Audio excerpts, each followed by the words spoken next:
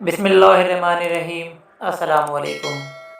سوال ہے، زمانۂ جاہلیت میں اتوار کو کیا کہتے تھے؟ جواب ہے،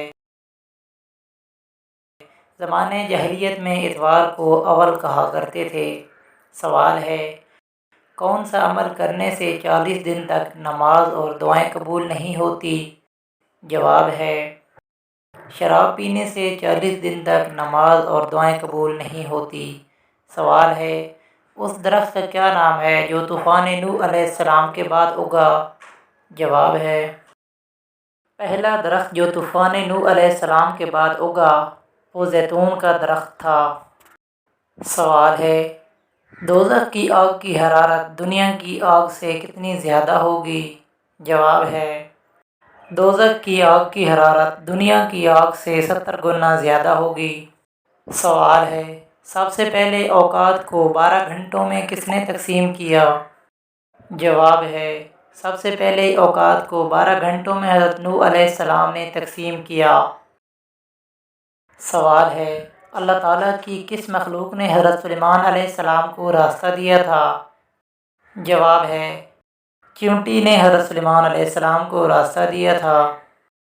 سوال ہے، اللہ تعالیٰ نے وہ کون سی چیز پیدا کی جس کے بعد حضرت میکائیل علیہ السلام نے ہنسنا چھوڑ دیا؟ جواب ہے، رسول اللہ صلی اللہ علیہ وآلہ وسلم نے ارشاد فرمایا، جب سے جہنم پیدا کی گئی تب سے حضرت میکائیل علیہ السلام نہیں ہنسے۔ سوال ہے، کس دن کا روزہ رکھنے سے 100 سال کے گناہ معاف ہو جاتے ہیں؟ جواب ہے، رسول اللہ صلی اللہ علیہ وآلہ وسلم نے ارشاد فرمایا، مجھے اللہ تعالیٰ کی ذات پر پختہ یقین ہے کہ اللہ سبحانہ و تعالیٰ یوم عرفہ یعنی 9 ذی الحجہ کے روزے کے بدلے گزشتہ اور آئندہ سال کے گناہ معاف فرمائے گا۔ سوال ہے، کیا وزن کم کرنے کے لیے روزہ رکھنا جائز ہے؟ جواب ہے، جی ہاں جائز ہے۔